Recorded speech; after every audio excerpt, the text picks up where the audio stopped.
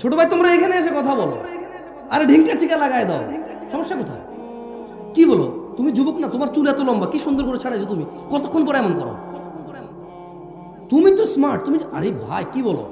এদেশের মেয়েরা তোমার জানে না, দেখে না 100-200 মেয়ে তোমার জন্য মানে হাত টাত কাইটা পাগল হয়ে মরে যেত। তুমি এত সুন্দর, তুমি জানো তুমি কত জ্ঞানী বুদ্ধিমান, তোমার কত পয়সাওয়ালা, তুমি কি ট্যালেন্ট, তুমি কি ক্লেভার, তুমি কি বিচক্ষণ, এদেশের মেয়েরা জানেই না, থাকলে তোমার জন্য সিরিয়াল ধরে দাঁড়িয়ে থাকতো। তুমি তো সুদর্শন মানুষ, তুমি কথা বলবো না, কে বলবে বলো? হ্যাঁ, ফেরেশতা তোমাকে ভয় পেয়ে চলে যাবে, জানো? তোমার জন্য ফেরেশতা গুনাহ লিখবে মনে করো? এত বড় সাহস ফেরেশতা রয়ে গেছে, রূপগঞ্জের ছেলের নামে গুনাহ লিখবে? কি বলেন? ফেরেশতার এত বড় ক্ষমতা? হ্যাঁ, এই ফেরেশতার নাম কি?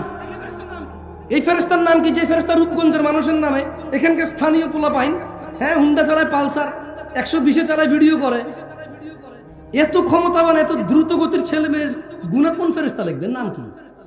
পাগল নাকি আপনারা? খবরদার সাথে কিছু বলেন না, পাপ হবে আপনাদের। যারা ওদেরকে চুপ করতে বলতেছেন, আপনার সমাজের পাপ হবে। কেন বলতেছেন ওদের চুপ করতে? হ্যাঁ, ওরা এখানে বক্তা নিয়ে আসছে টাকা দিয়ে, বক্তার কথা বলবে, ওর কথা বলবে, না করবে কেন বক্তা?